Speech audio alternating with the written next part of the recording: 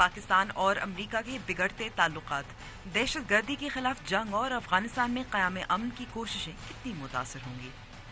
پہلی کائنات، پھر زینب اور اب مردان کی 4 سالہ آسما بھی حیوانیت کا شکار، پھر وہی تحقیقات، JITs کی تشکیل اور میڈیا کا شور، لیکن قاتل آج بھی آزاد گھوم رہے ہیں۔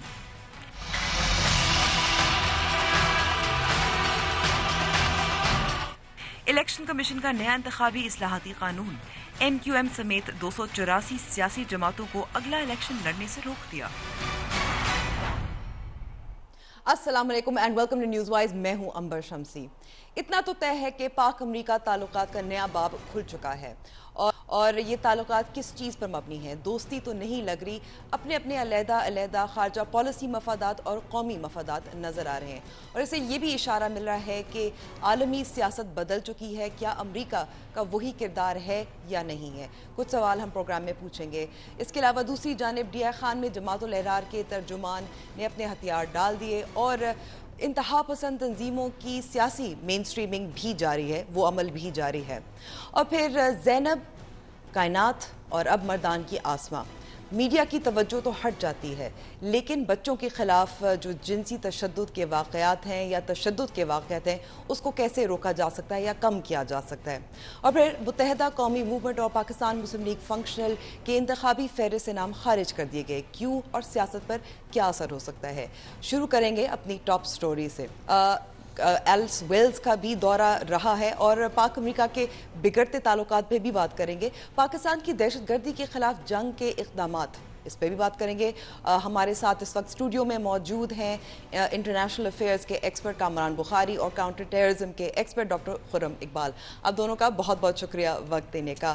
سب سے پہلے کامران صاحب، آپ سے سوال، تعلقات خراب تو ہیں پاکستان امریکہ کے، حل نظر نہیں آ رہا، ایلس ویلز کا دورہ پھر اب اس نقطہ نظر سے کیسے دیکھتے ہیں؟ دیکھیں، امریکہ کے اندر جو ہے یہ کلیئر نہیں ہے، امریکی ایڈمنسٹریشن کے اندر کہ پاکستان کے ساتھ جو تعلقات خراب ہوئے ہیں، اس سے آگے کہاں جانا ہے، کیا کرنا ہے۔ اس کا ایک پہلو یہ ہے کہ صدر ٹرمپ جو ہیں، ان کی وجہ سے، ان کی شخصیت کی وجہ سے، جس طریقے سے وہ پالیسی بناتے ہیں، ٹویٹ کرتے ہیں، اس سے وہاں کی جو اسٹیبلشمنٹ ہے وہ بھی وہ روز اس کو فیلڈ کر رہی ہوتی ہے۔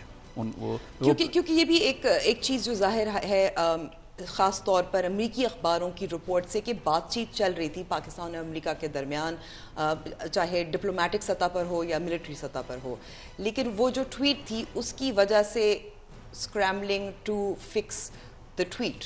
جی وہ ہے، لیکن ساتھ ہی ساتھ میں یہ بھی کہنا چاہوں گا کہ اسٹیبلشمنٹ امریکہ کے اندر اس حد تک شاید نہ جانا چاہے، جس طریقے سے، جس زبان میں، جس لہجے میں صدر ٹرمپ نے جو ہے وہ اپنا موقف بیان کیا تھا ٹویٹ کے ذریعے، لیکن اگر اس کو پس پردہ رکھ دیا جائے، یہ ایک سسٹمک ویو ہے پاکستان کے بارے میں امریکہ کے اندر۔ یہ کوئی صدر ٹرمپ کا انفرادی ویو نہیں ہے، نہ کوئی ان کی جماعت کا ویو ہے، نہ ہی جو ہے یہ کوئی کسی فیکشن کا ویو ہے، یہ ایک انسٹیٹیوشنل ویو ہے پوری امریکن خارجہ کمیونٹی اور ڈیفنس کمیونٹی کے اندر، کہ دیکھیں پاکستان جو ہے وہ ہمارے ساتھ آنسٹ نہیں ہے، اور وہ کچھ لوگ کہتے ہیں کہ بھائی ٹھیک ہے، ہم ان کے انٹرسٹ کو نہیں جو ہے نا سمجھ پا رہے، وہ ہمارے انٹرسٹ کو نہیں سمجھ پا رہے، کہیں ڈسکنیکٹ ہے۔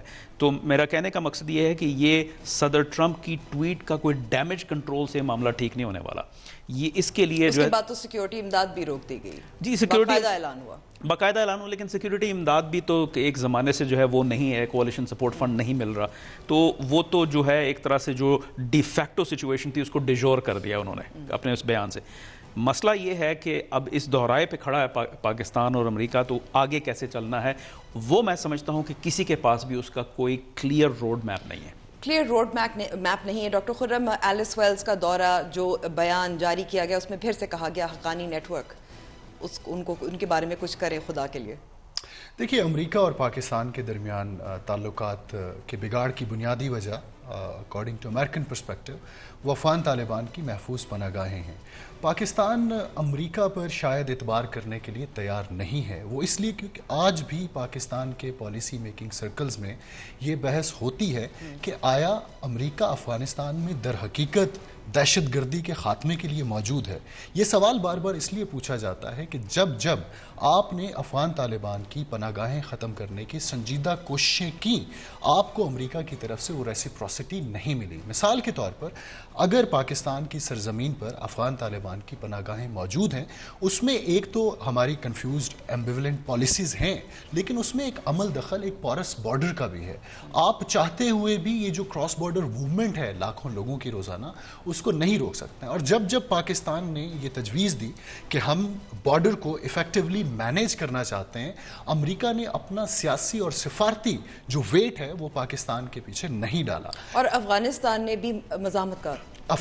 بھی مزاحمت کی جب پاکستان نے کوشش کی, ہمارے فوجیوں کو نشانہ بنایا گیا. اسی طرح سے افغانستان نے سیاسی طور پر بھی پاکستان کی بارڈر مینجمنٹ کی جو کوششیں ہیں ان کو نشانہ بنایا. میں سمجھتا ہوں کہ اگر واقعی افغان طالبان کی پناہ گاہوں کے خلاف کوئی معنی خیز ایکشن لینا ہے تو سب سے پہلے ہمیں بارڈر مینجمنٹ پر توجہ دینی ہوگی. یہ ایک ایسی چیز ہے جس پر پاکستان, افغانستان اور امریکہ کے درمیان کنسنسس ہونا بہت ضروری ہے.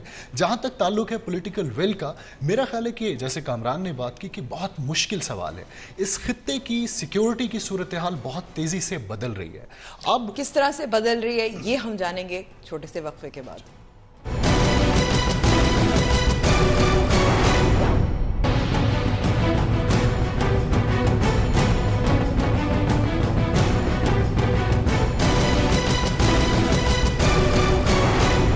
میں ایک بار پھر خوش آمدید. بات ہو رہی ہے پاک امریکہ تعلقات اور دہشت گردی کی.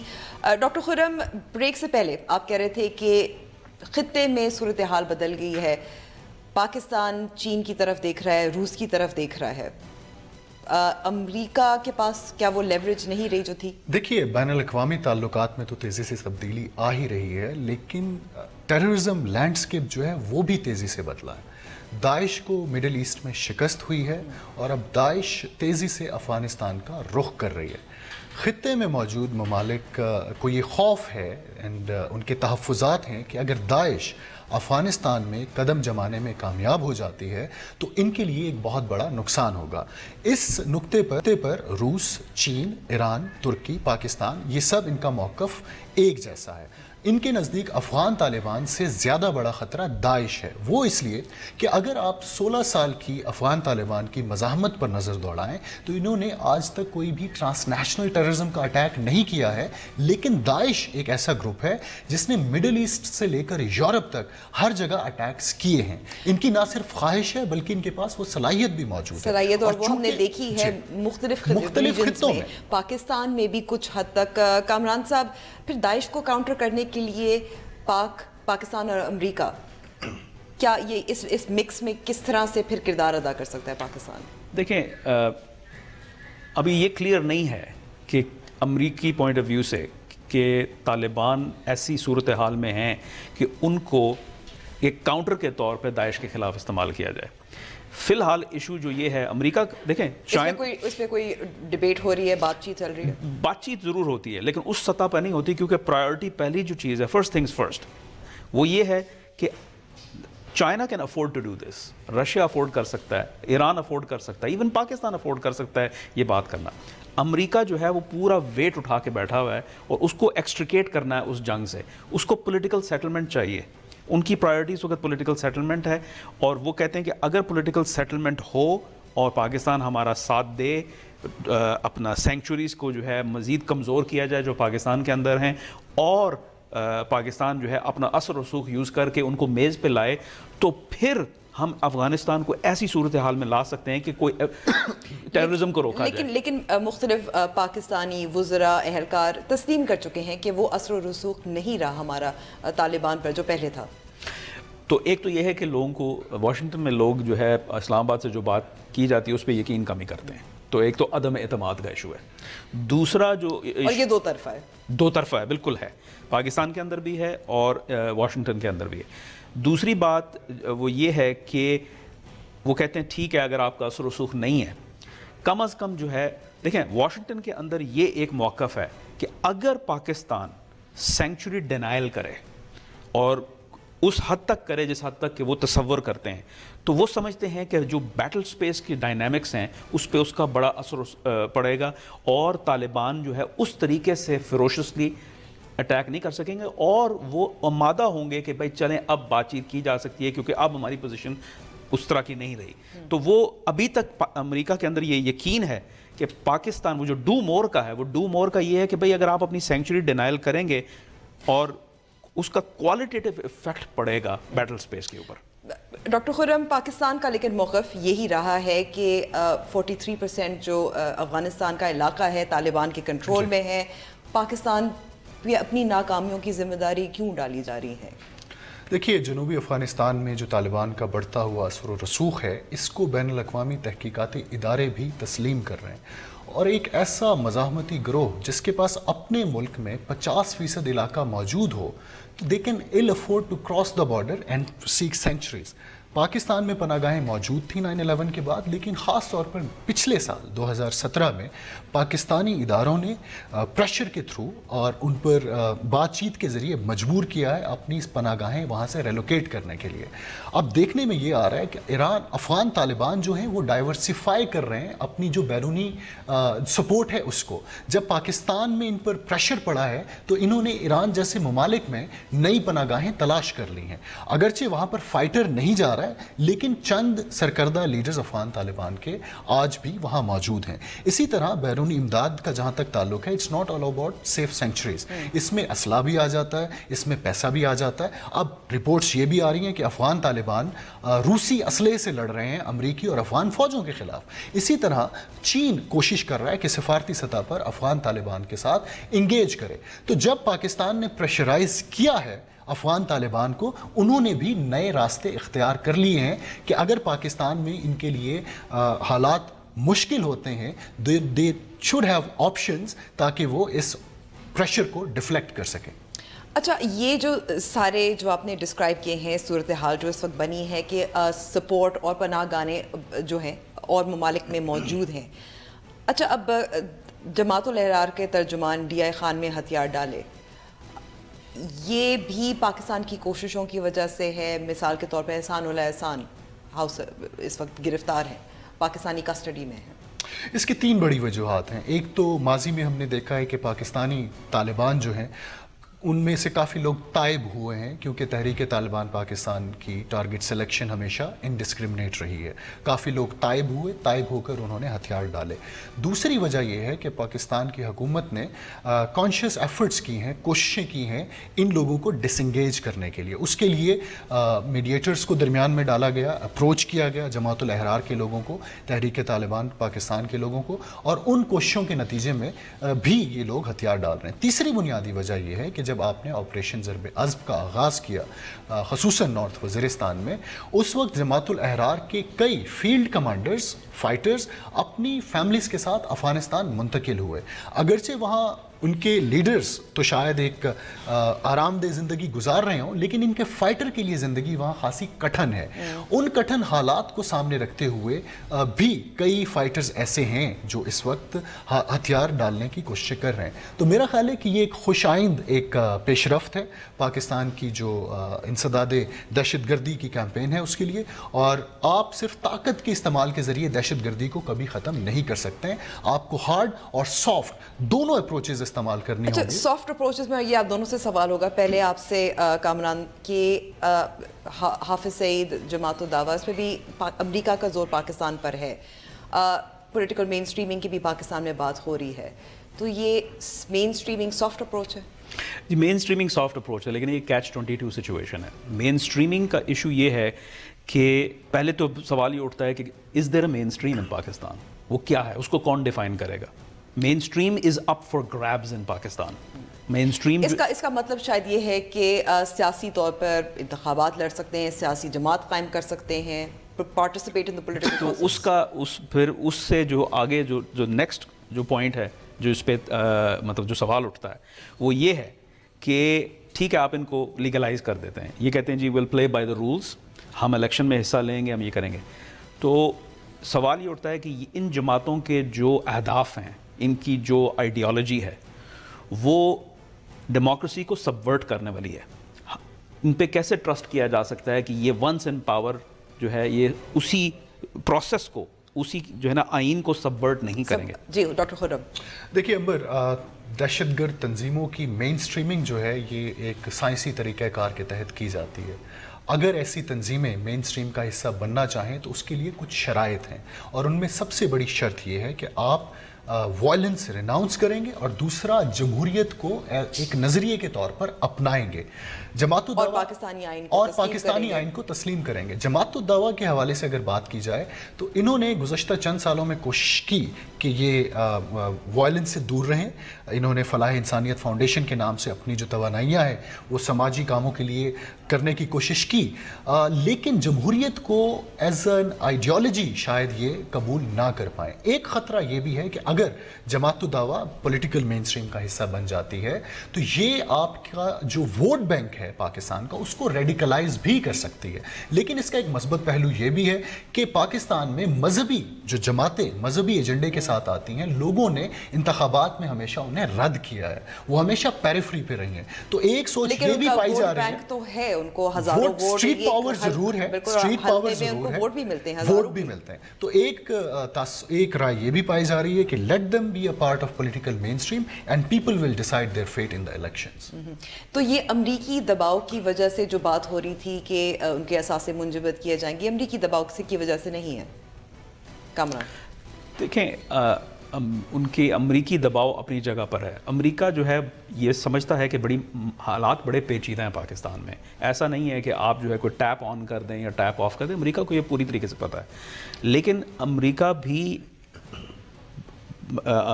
بھی بٹا ہوا ہے. امریکہ کے لیے بھی پرائیورٹی جو ہے وہ کیا ہے؟ کیا سیریا عراق پرائیورٹی ہے؟ کب پاکستان پرائیورٹی بن جاتا ہے؟ کس پوائنٹ پہ آتا ہے؟ پھر یہ ہے کہ جو چیزیں پاکستان نے کرنی وہ امریکہ نہیں کر سکتا. یہ مین سٹریمنگ کی جو بات ہے، اس پاکستانی جو ہے نا پروجیکٹ، یہ کب تک کرے گا؟ اور پھر ان کا ایشو ہے کہ mainstreaming is a multi generational issue. امریکہ کو تو اس وقت ریزلٹ چاہیے، اس نے اپنے آپ کو ایکسٹریکیٹ کرنا ہے. تو امریکہ کے اندر جو امریکہ کی شارٹ ٹرم اور لانگ ٹرم گولز ہیں ان کے اندر کانفلکٹ ہے. لانگ ٹرم گول یہ ہے کہ بھائی پاکستان کو اسٹیبلائز کیا جائے. اگر اس پہلو سے دیکھا جائے تو پھر یہ مین streaming make sense.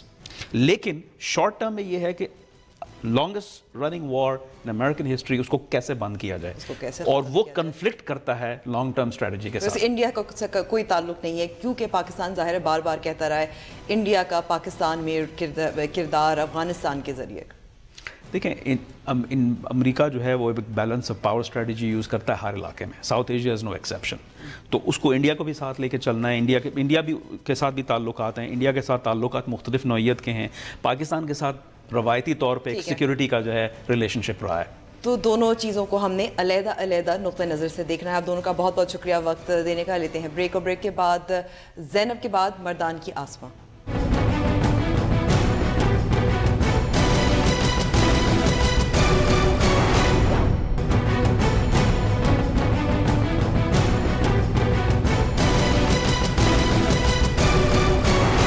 News Wise میں ایک بار پھر خوش آمدید. جہاں قصور میں 9 دن بعد بھی زینب کا قاتل نہ پکڑا جا سکا، وہیں مردان میں بھی 4 سالہ بچی کے قاتل کا معمہ حل نہ ہو سکا.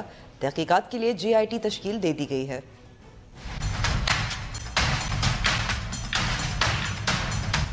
مردان کے علاقے گجر گڑی کی 4 سالہ بچی 2 روز قبل گھر سے نکلی لیکن واپس نہ آ سکی. تیسرے روز معصوم بچی کی لاش ملی. پولیس ابتدائی رپورٹ کے مطابق بچی کو گلا دبا کر قتل کیا گیا.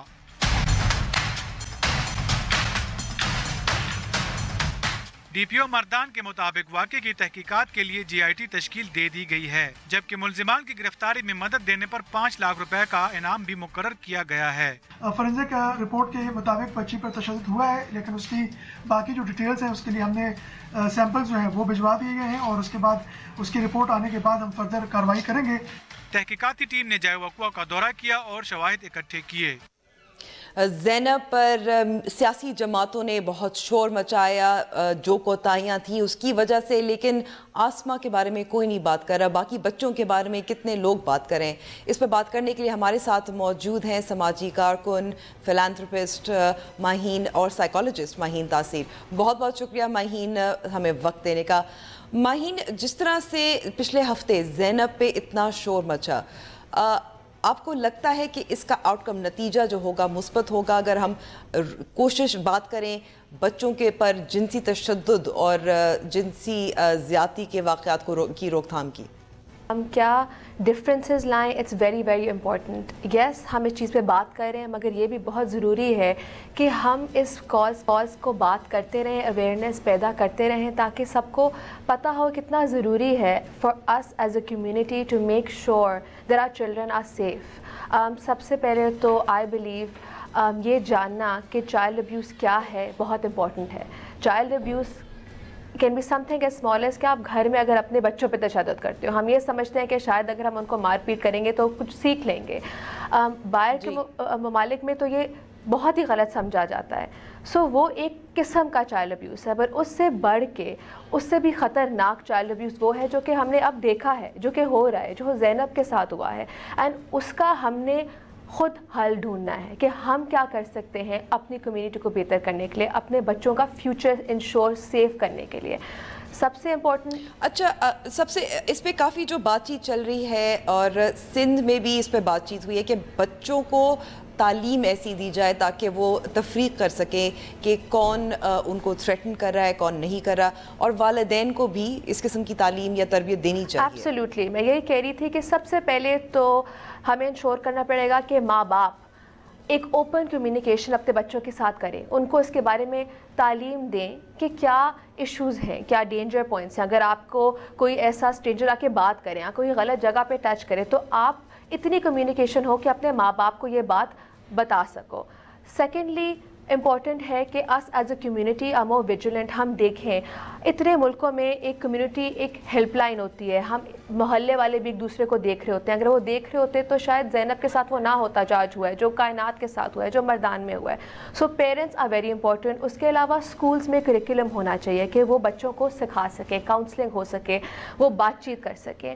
اینڈ اس کے علاوہ us as a government should also ensure کہ ہمارے کچھ سسٹمز ہوں. فار ایگزامپل ایک ہیلپ لائن ہو جو اگر ماں باپ نہیں بھی بات چیت کر سکتے، بچے اس ہیلپ لائن کو کال سکے، ماں باپ اس ہیلپ لائن کو کال کر سکے جو ان کی مدد کر سکے. So we as a community have to become more responsible to make a difference. اچھا، آپ کو لگتا ہے کہ میڈیا نے اپنی ذمہ داری اس سارے معاملے میں نبھائی ہے؟ ظاہر ہے لوگوں کو بتایا زینب کے بارے میں جس کی وجہ سے بات چیت ہو رہی ہے، لیکن اس کے بعد جس طرح سے رپورٹنگ ہوئی، کوریج ہوئی، پروگرامز میں بات چیت ہوئی. بالکل، آئی تھنک ایک جگہ میڈیا کو بھی اب رسپانسبل ہونا پڑے گا. اوور سینسلائزیشن دی سچویشن اور ایک ہسٹیریا جو کریٹ ہو رہا ہے اس کو کیسے ہم نے ٹھیک کرنا ہے. ابھی کل ہی میں ایک چینل دیکھ رہی تھی، ایک نیوز چینل اور ایک نیوز اینکر جو کہ کائنات کو کرنے گئے ہاسپٹل میں. فرسٹلی ایک ریپ وکٹم جو کہ اتنے تشدد سے گزر چکی ہو، آپ کیمراز لے کے جا رہے ہو، اس کی کوئی پرائیویسی نہیں چھوڑے، پھر وہ وہاں پہ جا کے اس کا پیر پکڑ کے ہر ایک کو دکھا رہا ہے کہ اس پہ کیا تشدد ہوا ہے. اس بچی جو کہ نہ بول سکتی ہے، صرف رو رہی ہے، she is already gone through so much trauma. آپ اس کے کیمراز منہ میں لے کے جا رہے ہیں، آپ اس سے پوچھ رہے ہو کہ بیٹی آپ کا نام کیا ہے.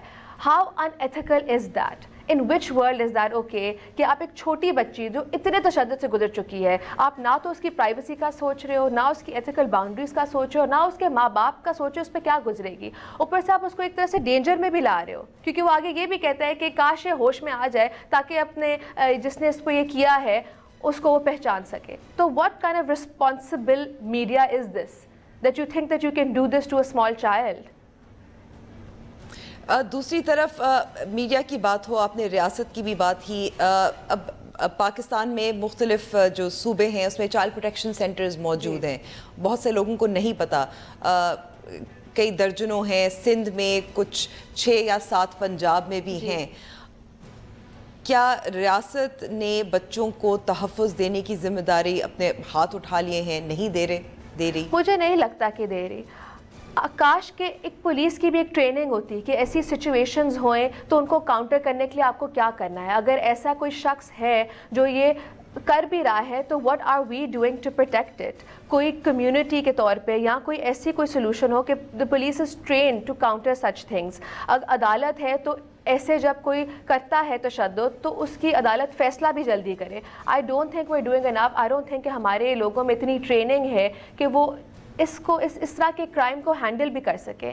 اور جو بچے گزرتے ہیں جن پر اس قسم کا تشدد ہوتا ہے، جن سے ان کے لیے کوئی کاؤنسلنگ نہیں ہے، ان کے لیے کوئی ایسا پلیٹ فارم نہیں ہے جہاں کہ ان کو کوئی مدد مل سکتی ہے. اب کون کائنات کی کاؤنسلنگ کر رہا ہے؟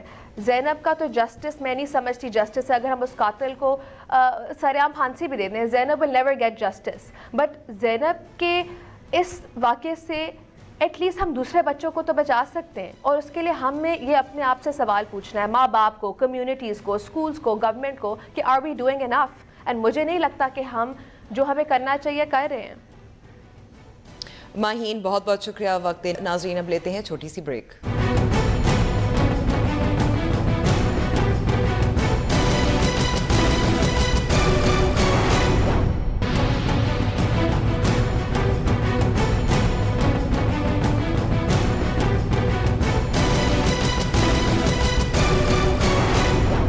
الیکشن کمیشن کا آئندہ عام انتخابات سے قبل بڑا اقدام.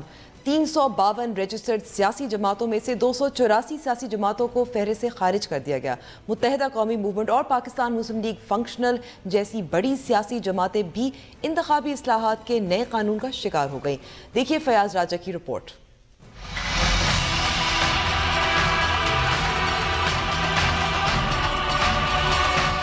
الیکشن کمیشن نے انتخابی اصلاحات کے نئے قانون پر عمل درآمد نہ کرنے والی 284 سیاسی جماعتوں کی رجسٹریشن منسوخ کر دی ہے. الیکشن کمیشن آف پاکستان کی جانب سے جاری نوٹیفیکیشن کے مطابق متاثرہ سیاسی جماعتیں 30 روز کے اندر عدالت سے اس فیصلے پر اپیل کر سکتی ہیں. عدالت سے فیصلہ آنے پر یہ جماعتیں دوبارہ رجسٹریشن کے لیے درخواست دے سکتی ہیں. رجسٹریشن منسوخ ہونے والی سیاسی جماعتوں میں متحدہ قومی موومنٹ، پاکستان مسلم لیگ فنکشنل، سنی تحریک، جمعیت علماء اسلام سمیع الحق گروپ، سندھ ترقی پسند پارٹی اور سندھ نیشنل فرنٹ جیسی جماعتیں بھی شامل ہیں. ان 284 سیاسی جماعتوں کو انتخابی بل 2017 میں طے کیے گئے نئے ضوابط پر عمل درآمد نہ کرنے پر فہرست سے خارج کیا گیا ہے. الیکشن کمیشن کے حالیہ فیصلے کے بعد اس وقت فہرست میں صرف 68 سیاسی جماعتیں درج ہیں. امکان ہے کہ بیشتر سیاسی جماعتیں جو صرف الیکشن کمیشن کے کاغذوں میں موجود ہیں اس فہرست سے ہمیشہ کے لیے نکال دی جائیں گی، کیونکہ 30 دن میں ان جماعتوں کو اپیل کا حق دیا گیا ہے، جس کے بعد انہیں دوبارہ رجسٹریشن کی درخواست دینا ہوگی. فیاض راجہ، ڈان نیوز، اسلام آباد.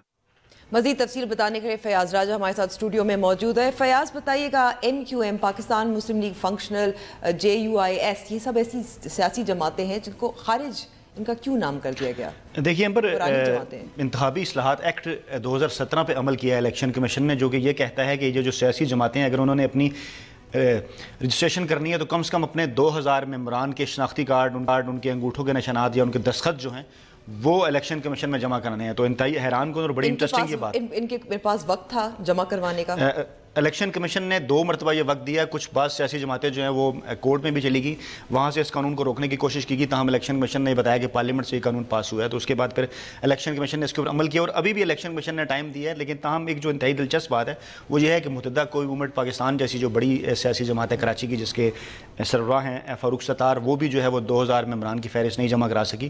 50 نشستیں ہیں ان کے پاس سندھ اسمبلی میں اور 19 نشستیں جو ڈائریکٹ انہوں نے جیتی قومی اسمبلی کی، حاصل بزنجو صاحب کی. اور حریف جماعت پاک سرزمین پارٹی، پاک سرزمین پارٹی کے حوالے سے یہ ہے کہ بڑی ہی دلچسپ صورتحال ہے، کیونکہ وہ اس شرط پہ جو ہے پوری اتر گئی ہے. انہوں نے جو ہے اپنے 2000 ممبران کی جو فہرست ہے وہ جمع کرا دی ہے. اور جو ہماری لوگوں سے اس حوالے سے بات ہوئی ان کا یہ کہنا ہے کہ شاید ایک نقطہ نظر کراچی میں یہ بھی ہے کہ جس قسم کا مشکل صورتحال کا سامنا کرنا پڑا گزشتہ سال MKM کو کراچی میں، اس کے بعد شاید یہ بات ان کے لیے مشکل ہے کہ باقاعدہ جو تقریباً 2000 کے قریب جو لوگ ہیں وہ یہ باقاعدہ طور پہ یہ ظاہر کریں کہ وہ MKM کا حصہ ہے.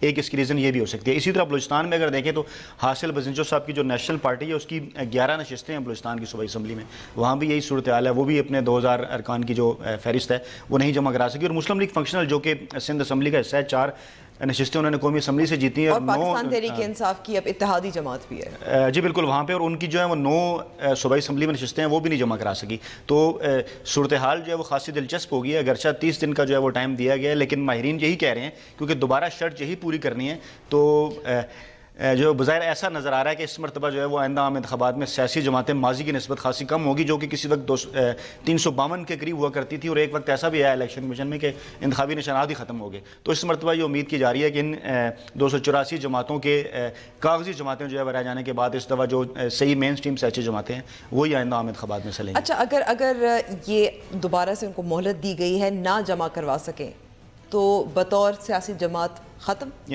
बिल्कुल, अभी जो नोटिफिकेशन जारी किया गया वो यही कहता है कि फ़िलहाल उनकी जो रजिस्ट्रेशन है वो मनसूख की गई है। तो उसके बाद अगर 1 माह के अरसे के दौरान ये नहीं जमा करा पाती तो उसके बाद इन सियासी जमातों को जो है वो फहरिस्त से मुकम्मल तौर पर खारिज कर दिया जाएगा, क्योंकि ये बुनियादी शर्त है जो इंतखाबी एक्ट है 2017 का, जिसके ऊपर तमाम सियासी जमातें बशमूल मुत्तहिदा कोई मूवमेंट उन्होंने ये इत्तफाक किया था असम्बली के अंदर और फिर उसके बाद सेनेट के अंदर कि कम अज़ कम जो है वो 2000 अरकान की फहरिस्त देनी है और 2 लाख रुपये फ़ीस देनी है। 2 लाख रुपये फ़ीस तो शायद और खुद ही पूरा नहीं उतर सकती। लेकिन एक और जमात जिसका आपने जिक्र किया था वो मौलाना समीउल हक की जमात, एक और पाकिस्तान तहरीक इंसाफ की इत्तेहादी जमात है। जी बिल्कुल, उनकी भी खासी दिलचस्प सूरत हाल है, क्योंकि मौलाना समीउल हक बड़े अरसे से खैर पाकिस्तानी पॉलिटिक्स में इंतखाबी पॉलिटिक्स में शायद उस तरह से एक्टिव नहीं है। कभी मुतहदा मुश्तमिल हुआ करती थी तो उस वक्त वो थे, लेकिन इसलिए ये बात इंपॉर्टेंट है क्योंकि गुज़श्ता दिनों जो है वो पाकिस्तान तहरीक इंसाफ ने उनके साथ एक इत्तेहाद भी बनाया खैबर पख्तूनख्वा में, और ये भी सुनने में आ रहा था कि मुतहदा मुश्तमिल जो कि दोबारा बनने जा रही है उसमें भी जो है मौलाना समीउल हक को दावत दी। तो इस हवाले से ये